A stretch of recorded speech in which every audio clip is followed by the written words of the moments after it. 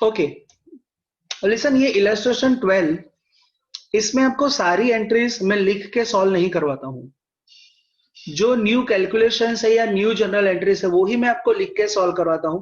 बाकी सब चीज तो आप ओरली ही मुझे बता सकते हो, बिकॉज अगेन एंड अगेन हमने ऐसी बहुत सारी एंट्रीज ऑलरेडी सॉल्व कर दी है। और देखो जो फर्स्ट वाला ट्रांजेक्शन है, a business is commenced with introduction of cash 50,000, receivables of 25,000, liability 10,000 and stock of goods of 15,000। वैसी एंट्री ऑलरेडी हम लिख चुके हैं। इसमें से जितनी असेट्स है वो हम डेबिट कर देंगे, इसमें से जितनी असेट्स है वो हम क्या करेंगे, डेबिट, और एक लायबिलिटी है तो उसे क्रेडिट कर देंगे। तो कैश अकाउंट डेबिट होगा, रिसीवेबल्स डेबिट होगा, स्टॉक ऑफ गुड्स डेबिट होगा, और ये लायबिलिटी का अकाउंट है वो क्या होगा, क्रेडिट। ये एंट्री बेटा सबको आती है ना, कि किसी को डाउट है, बिकॉज ये ऑलरेडी हम सॉल्व कर चुके हैं। सेकेंड वाला भी कर चुके हैं ऑलरेडी, थर्ड वाला भी आएगा। जो नई एंट्री है वो मैं समझाता हूँ, बाकी मैं आपको होमवर्क में ही कर देता हूँ। तो सी मैं वन बाय वन टिक करता हूँ, फर्स्ट वाला, सेकंड, थर्ड, फोर्थ,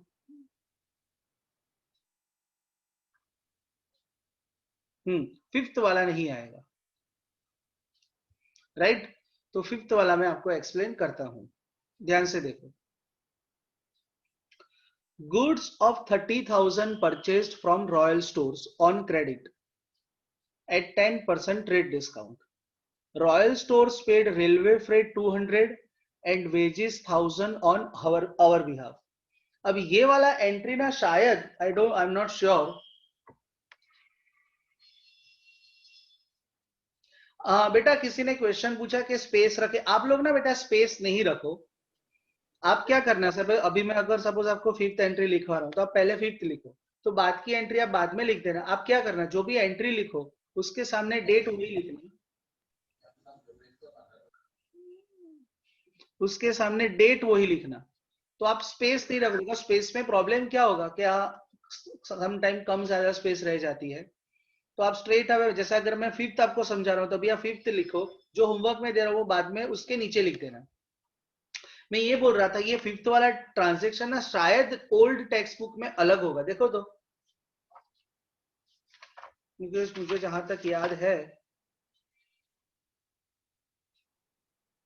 यस, हाँ बेटा, जिसके पास ओल्ड टेक्स्ट बुक है ना, देखो उसमें फिफ्थ वाला ट्रांजेक्शन अलग है।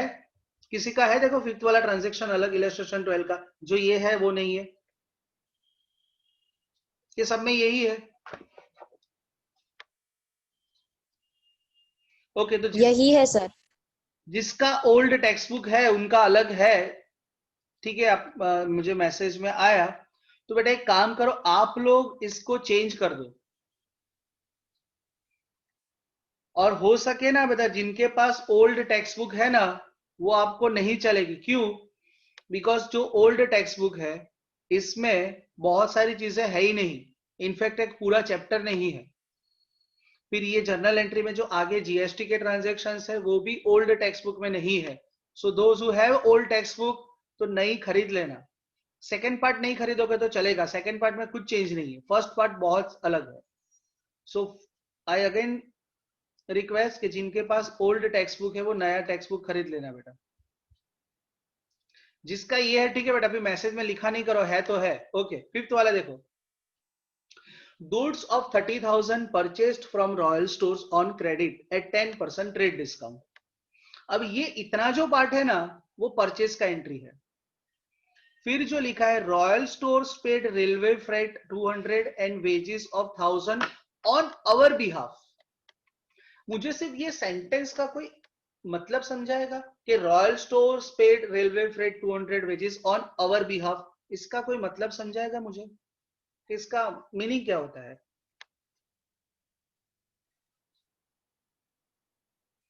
Can anybody explain me? Okay, पहले मैं काम करता हूं, 30,000 जो गुड्स परचेस किए हैं उसकी एंट्री लिख देता हूं। मैं से साइड पे लिखता हूं, आप लोग अपने फॉर्मेट में लिखना।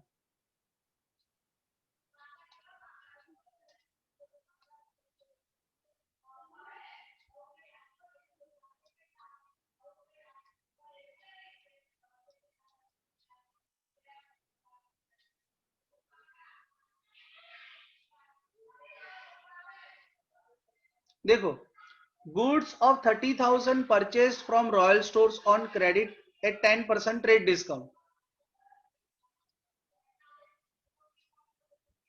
तो अब इसकी एंट्री क्या होगी? परचेज अकाउंट डेबिट,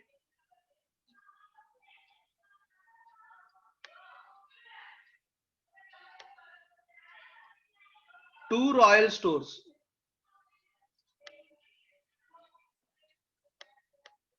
कितना अमाउंट आएगा परचेज का?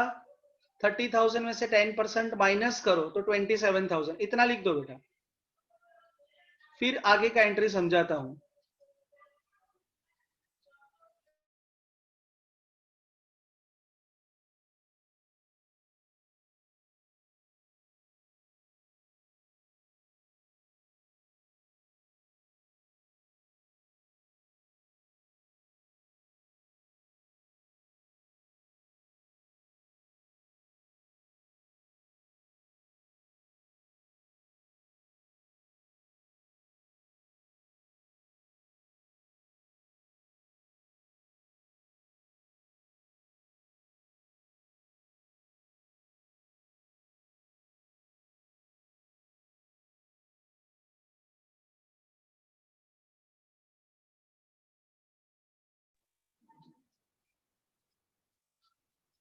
ओके, अब सुनो, इसमें जो सेकंड पार्ट है,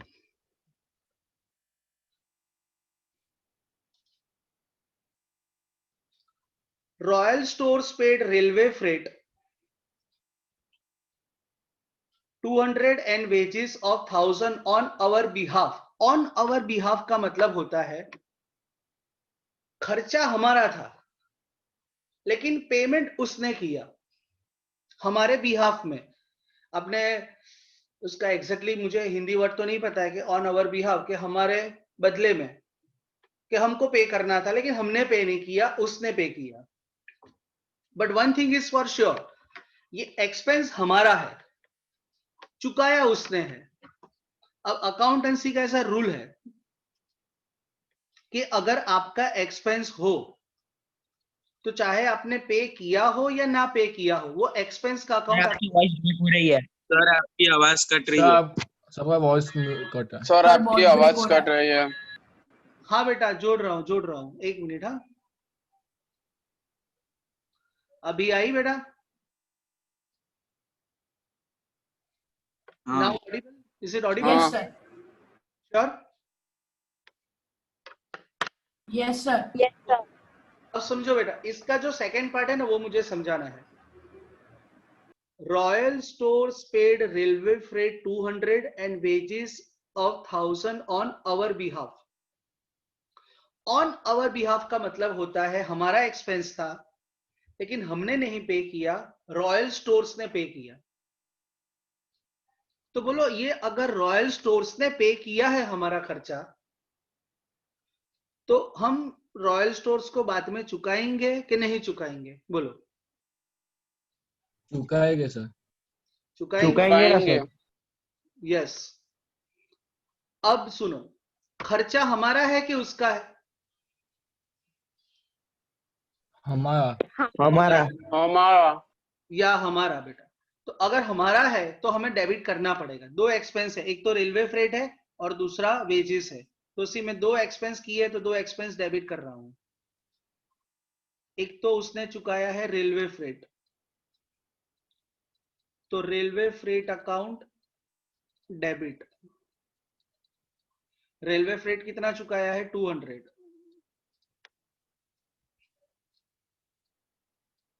और वेजेस कितना पे किया है? 1,000। अब नॉर्मली हम क्या करते हैं, क्रेडिट कौन सा अकाउंट करते हैं? अगर हमने कोई एक्सपेंस पे किया हो तो हम कैश अकाउंट क्रेडिट लिखते हैं। बोलो, यहां पर मैं कैश अकाउंट क्रेडिट लिख सकता हूं कि नहीं लिख सकता हूं? नहीं लिख सकते सर। क्यों नहीं लिख सकता? ये सर पैसे चुकाए नहीं है ना अपने ने। एग्जैक्टली, उसने चुकाए। पैसे हमने नहीं चुकाए हैं। पैसे किसने चुकाए हैं? रॉयल ट्रेडर्स ने चुकाए हैं।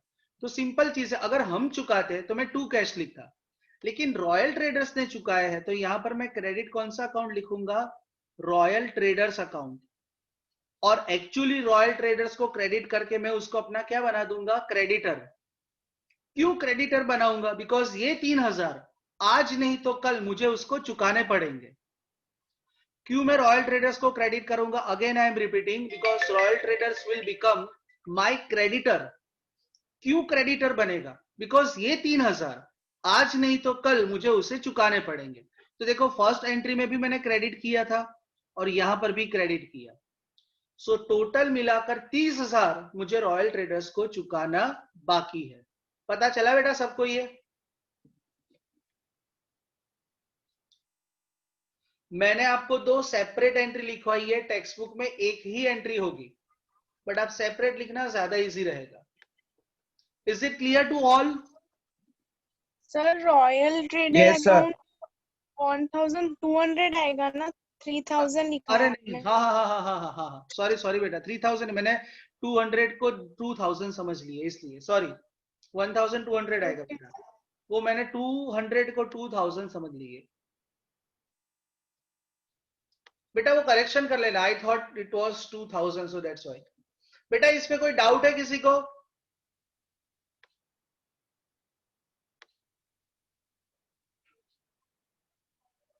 Shall I proceed to next question?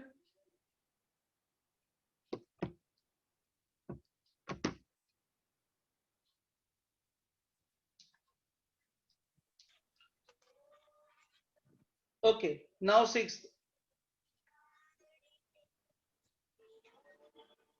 अर्चना बेटा आप एक बार बोल लो, उसके बाद अपने आप को म्यूट रखो। आपके घर से कितना आवाज आ रहा है? Goods purchased from Royal Traders, out of which goods of 15,000 sold to Bhagwati at 10% trade discount after adding 20% profit on it, paid railway freight 1,000 and wages 500 on their behalf. अब इसमें हमने चुकाया है उसके बिहाफ में, तो वो बाद में सॉल्व करते हैं। पहले तो देखो, हमने गुड्स जो रॉयल ट्रेडर से परचेज किए थे उसमें से 15,000 के गुड्स भगवती ट्रेडर्स को बेचे, 10% ट्रेड डिस्काउंट, 20% प्रॉफिट। तो पहले इसका कैलकुलेशन कर लेते हैं। देखो कितने के गुड्स थे? 15,000।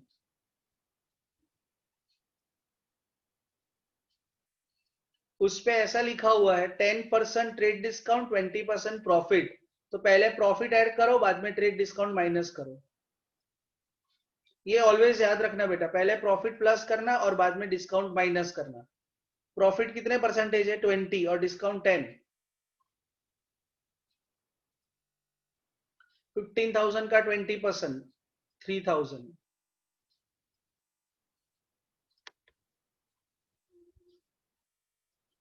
और फिर 10% ट्रेड डिस्काउंट माइनस।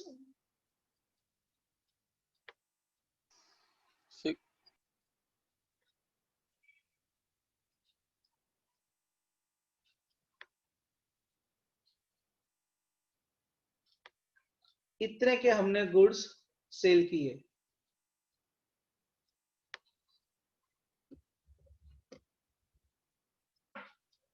ये कैलकुलेशन लिख दो बेटा सब लोग।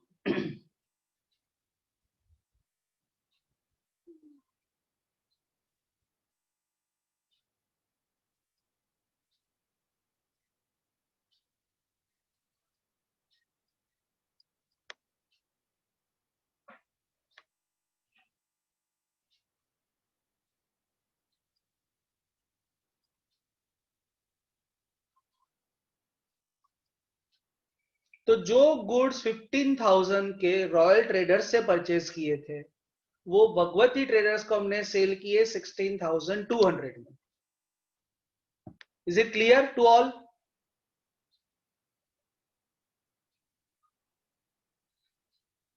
अब कैलकुलेशन लिख दिया बेटा सबने? श्योर? तो मैं आगे जाऊं? Yes sir. या थैंक्स। अब इसमें देखो इतना तो कैलकुलेशन कर लिया, ये वाला भी पार्ट है, रेलवे पेड रेलवे फ्रेट, ये है ना, अभी मैं लिखता नहीं हूं, ये मैं बाद में आपको एक्सप्लेन करता हूं। अब मुझे बताओ ये जो सेल किया है वो कैश सेल से ही क्या क्रेडिट सेल से? आप ट्रांजैक्शन पढ़ के फिर बताओ, इज इट कैश सेल्स और credit sales? Credit credit sales. तो सेल कितने का हुआ? 16,200 का। तो सेल्स का अकाउंट क्या लिखूंगा? क्रेडिट 16,200। अब सेल क्रेडिट किया है तो ऑफ कोर्स भगवती ट्रेडर्स क्या होगा? डेबिट।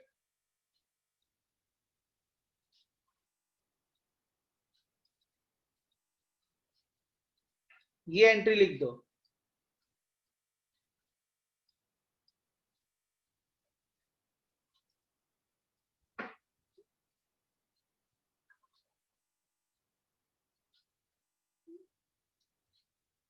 ओके, अब इसके बाद paid railway freight 1000 and wages 500 on their behalf. अभी जो इसके ऊपर ट्रांजैक्शन किया था ना, उसका एग्जैक्टली अपोजिट है। उसमें क्या था कि रॉयल ट्रेडर्स ने हमारे बिहाफ में पे किया था। अब यहां क्या है कि हमने भगवती के बिहाफ में पे किया है। सो बोलो, यहां पर कैश हमने पे किया कि भगवती ने पे किया? बोलो, हमने पे किया। कितना पे किया? हमने पे कितना पे किया? हमने 1500। 1500। तो अगर हमने कैश पे किया है तो लो, मैं कैश अकाउंट क्रेडिट लिखूं? Yes sir. किस चीज का पे किया है?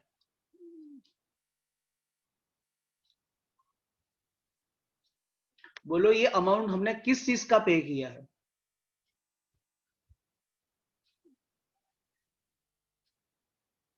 अरे रेलवे फ्लाइट और वेजिस का। यस, रेलवे फ्रेट और वेजेस का, लेकिन इसमें लिखा है ऑन देयर बिहाफ।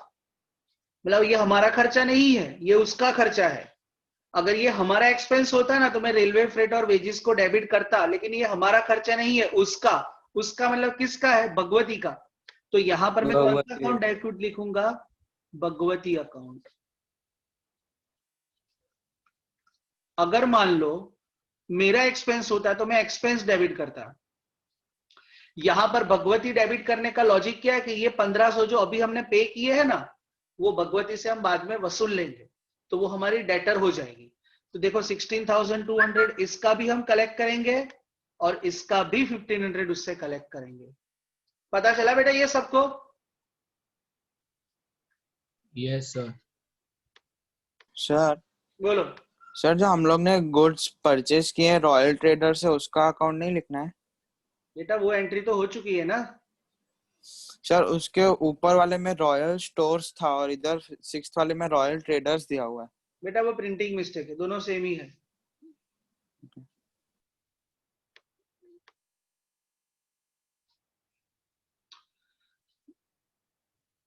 बेटा ये एंट्री क्लियर हुई सबको? Bhagwati to cash account.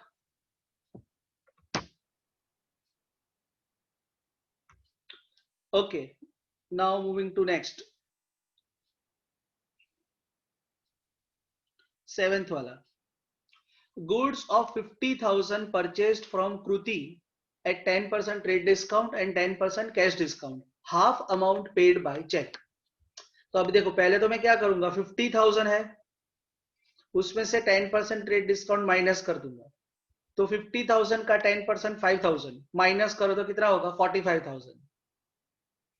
अब इसमें कैश डिस्काउंट है, बोलो कैश डिस्काउंट काउंट करेंगे कि नहीं करेंगे?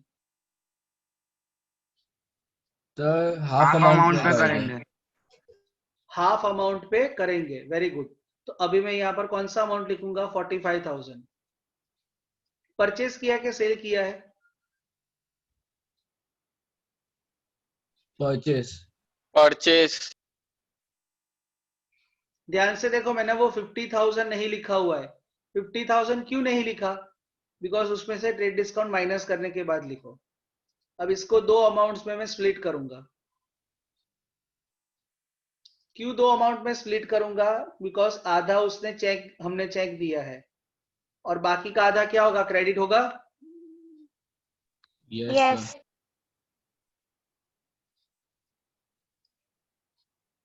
अब 45,000 का हाफ 22,500।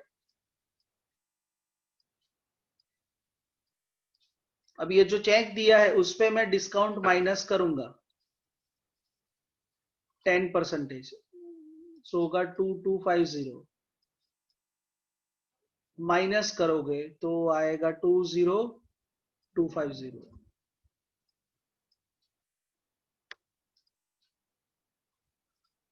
अब इतना हमने क्या दिया चेक, तो ये कौन से अकाउंट में जाएगा? बैंक अकाउंट में। इतना क्या मिला? डिस्काउंट, तो ये डिस्काउंट अकाउंट में। और इतना क्रेडिट है, तो उसका नाम क्या, नाम लिखा हुआ है बेटा? कृति। कृति। लिख दो ये कैलकुलेशन।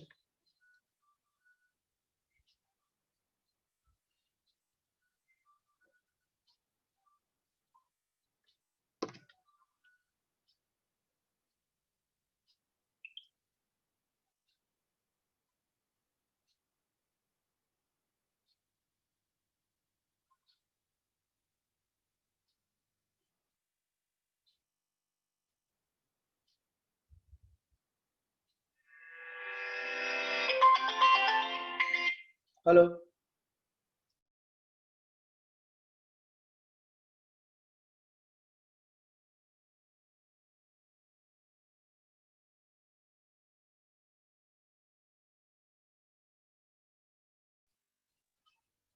हेलो। यस बेटा, अब इसके एंट्री लिखना आएगा आपको? Yes sir. देखो, Yes, sir. परचेस किया है, सो मैं परचेस अकाउंट डेबिट कर दूं।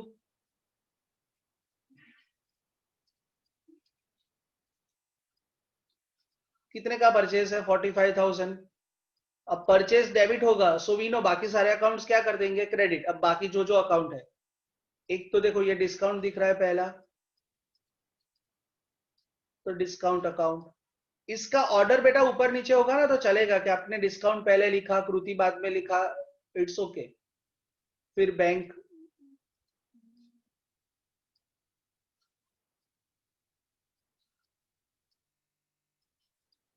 और to Kriti.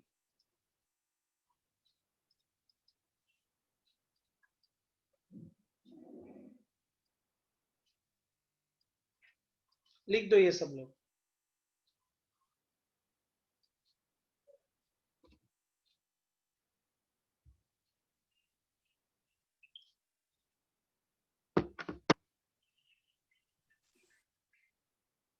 Done. Yes, sir. Okay. और बेटा Yes, ये sir. संडे आपका इको या ओसी, उस दोनों में से कोई एक टेस्ट होगा। शाम तक मैं मैसेज कर दूंगा कि इकोनॉमिक्स का है कि ओसी का, और कौन से चैप्टर्स का। ओके, या बाय फॉर नाउ।